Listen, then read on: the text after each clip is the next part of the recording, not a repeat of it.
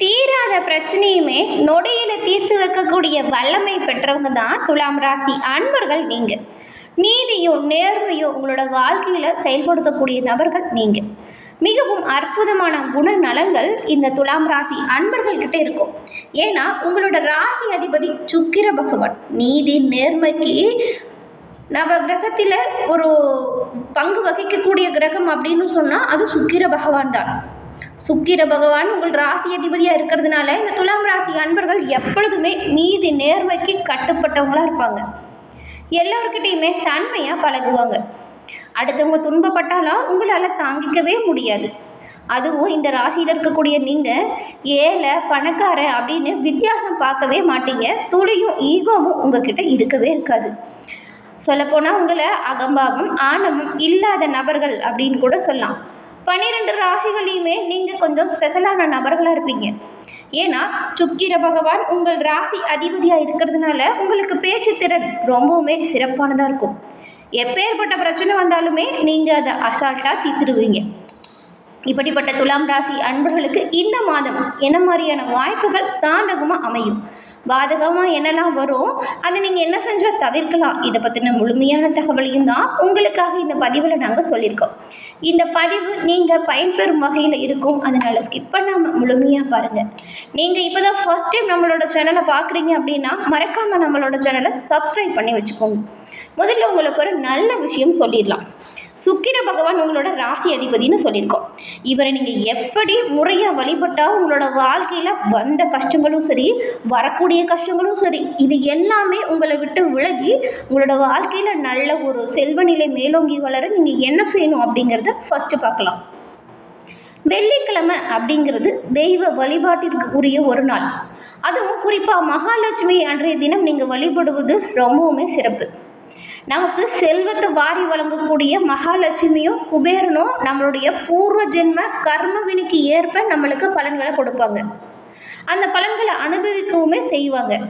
இதை யாரு செய்வாங்கன்னா சுக்கிர பகவான் இந்த வேலையை பார்த்துக்குவாரு. குபேரனும் லட்சுமியும் நமக்கு கொடுக்குற பணத்தை நம்மளோட வாழ்க்கையில சரியான முறையில நல்ல முன்னேற்றத்தை கொடுக்கக்கூடிய அமைப்பை சுக்கிர பகவான் பார்த்துக்குவாரு.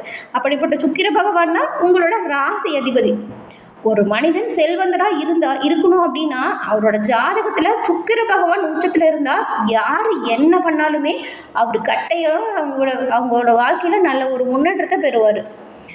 அதே போல இது இப்படிப்பட்ட சுக்கிர பகவானோட அருளை பெறணும். உங்களோட வாழ்க்கையில இருக்கக்கூடிய திருமண தடை, குழந்தை பாக்கியத்தில் ஏற்படும் தடை, தொழில் தடை இது எல்லாமே தீரணும் அப்படின்னு நினைச்சீங்கன்னா சுக்கிர பகவானின் பரிபூரண அருளும் இருந்தால் போதும்.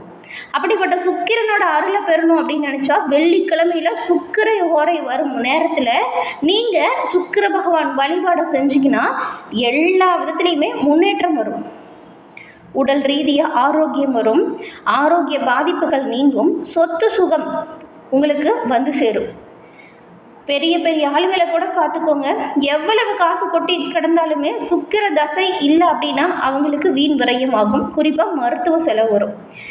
இப்படிப்பட்ட குரு பகவான் நீதி நேர்மையா இருக்கக்கூடியவர்.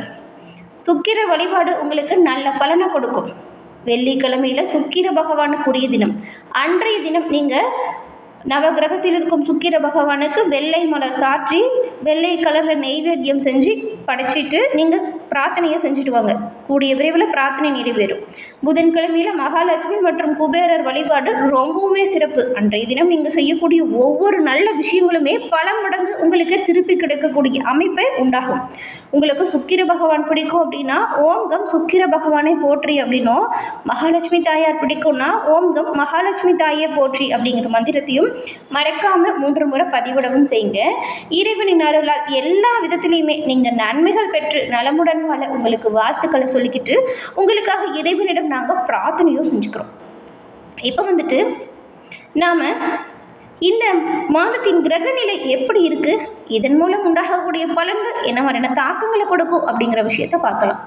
அதுக்கு முன்னாடி ஜோதிட ரீதியா உங்களுக்கு ஏற்படக்கூடிய அனைத்து பிரச்சனைகளுக்குமே தீர்வை எளிய முறையில பெறணும்னு நினைச்சீங்கன்னா டிஸ்கிரிப்ஷன்ல நம்பர் இருக்கு, பயன்படுத்திக்கோங்க. நாம இப்போ கிரகநிலைகள் எப்படி இருக்கு அப்படின்னு பார்க்கலாம். பஞ்சமஸ்தானத்தில் சனி பகவானும் ராகு பகவானும் இருக்காங்க. கலசரஸ்தானத்தில் சுக்கிரனும், அஷ்டமஸ்தானத்தில் சூரியனும் புதனும் இருக்காங்க. பாக்கியஸ்தானத்தில் குருவும், தொழில் ஸ்தானத்தில் சந்திரனும் செவ்வாயும், லாபஸ்தானத்தில் கேதுவும் வலம் வரக்கூடிய சூழ்நிலைகளில் கிரக நிலைகள் அமைஞ்சிருக்கு. கிரக நிலைகள் அப்படிங்கிறது புதன் பகவான் அஷ்டமஸ்தானத்திலிருந்து பாக்கியஸ்தானத்திற்கு வரும் பொழுது செவ்வாய் பகவான் தொழில் ஸ்தானத்திலிருந்து லாபஸ்தானத்துக்கு போறாரு. சூரிய பகவான் அஷ்டமஸ்தானத்திலிருந்து பாக்கியஸ்தானத்திற்கும், புதன் பகவான் பாக்கியஸ்தானத்திலிருந்து தொழில் ஸ்தானத்திற்கும், சுக்கிர பகவான் கலஸ்திர ஸ்தானத்திலிருந்து அஷ்டமஸ்தானத்திற்கும் மாற்றம் பெறக்கூடிய சூழ்நிலையில கிரகநிலை அமைப்புகளும் கிரகநிலை மாற்றங்களும் உண்டாகி இருக்கு இந்த மாதம்.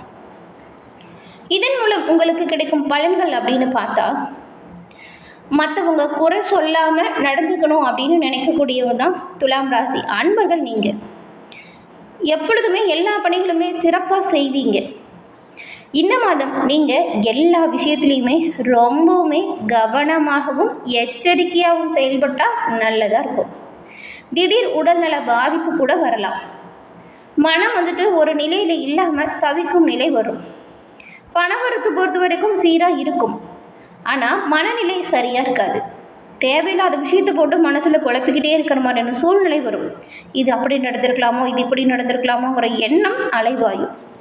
கௌரவம், அந்தஸ்து உங்களோட சிறப்பான செயல்களுக்கு உயர்ந்து காணப்படும். அதனால பெரிய விஷயமா நீங்க சின்ன சின்ன பிரச்சனைகளை எடுத்துக்காதீங்க.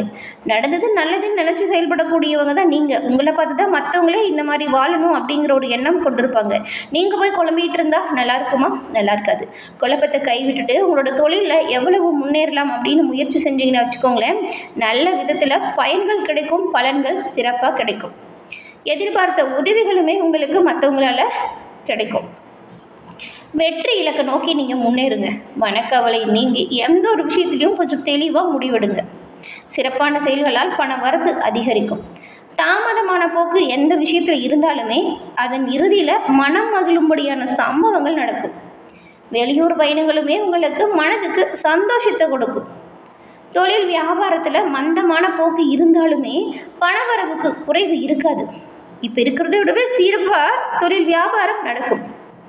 தொழில் கூட்டாளிகள் கிட்ட நீங்கள் கொஞ்சம் அனுசரித்து போகிறது நல்லதாக இருக்கும். உத்தியோகத்தில் இருக்கிறவங்க கிட்டேயுமே கவனமாக நீங்கள் பணிகளை செயல்படுத்தணும். வீண் அலைச்சலும் கூடுதல் உழைப்பும் இருக்கும். உங்களுடைய சாதுரியமான பேச்சின் மூலம் முன்னேற்றம் ஏற்படும். உத்தியோகத்தில் இருக்கக்கூடியவங்களுக்கு வேணால் கூடுதலாக நீங்கள் கொஞ்சம் பணிகளை கவனிக்க வேண்டிய சூழ்நிலை வரும். சொல்லப்போனால் பொறுப்புகள் கொஞ்சம் அதிகரித்து காணப்படும்.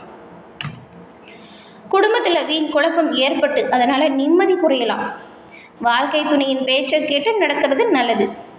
மற்றவங்க மூலம் திடீர்னு டென்ஷன் ஏதாவது உருவாகலாம். கணவன் மனைவிக்கிடையே கோபத்தை விட்டுட்டு இதமாக பேசுவதன் மூலம் நன்மையை நீங்கள் பெற முடியும்.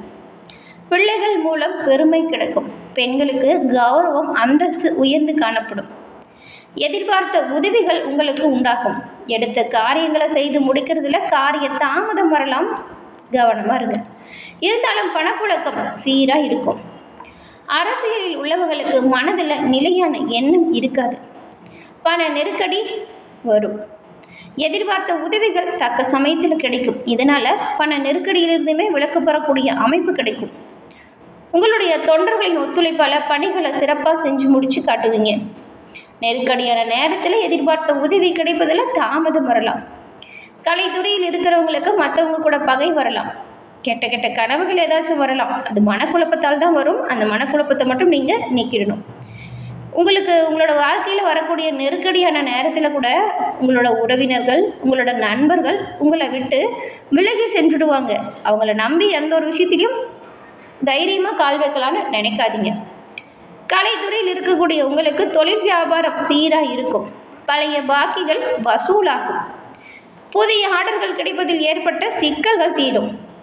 மாணவர்களுக்கு கவனமாக படிக்குவது வெற்றியை கொடுக்கும். வெற்றிக்கு உறுதுணையாக இருக்கும். வீண் அலைச்சலை மட்டும் தவிர்த்தால் நல்லது. உயர்கல்வி கற்க தேவையான பண வசதி மாணவர்களுக்கு கிடைக்கும். கூடுதலாக கவனம் செலுத்தி படிச்சிங்கன்னா எல்லா வகையிலுமே வெற்றி வாய்ப்பு உங்களுக்கு உண்டாகும். பெரும்பாலும் உங்களுக்கு பலன்கள் அப்படிங்கிறது, கிரக நிலைகள் அப்படிங்கிறது சாதகமாக பல வாய்ப்புகளை கொடுக்கும். அந்த வாய்ப்புகளை நீங்கள் பயன்படுத்திக்கணும். தேவையில்லாத விஷயத்தை மனதில் போட்டு குழப்பிக்கிறத மட்டும் தவிர்த்தால் நல்லது.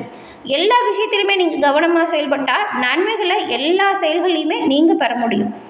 துலாம் ராசி அன்பர்கள் சுக்கிர பகவானின் பரிபூரண அருளும் பெற்று சிறப்புடன் வாழ வாழ்த்துக்களையும் சொல்லிக்கிறோம். என்ன நேயர்களே, இந்த பதிவு நீங்கள் பயன்பெறும் வகையில் அமைஞ்சிருக்கும்னு நினைக்கிறோம். பதிவு பிடிச்சிருந்தா லைக் பண்ணுங்கள், ஷேர் பண்ணுங்கள், கமெண்ட் பண்ணுங்கள். மறக்காமல் நம்மளோட சேனலை சப்ஸ்கிரைப் பண்ணி வச்சுக்கோங்க. தொடர்ந்து பார்த்தமைக்கு நன்றி நேயர்களே.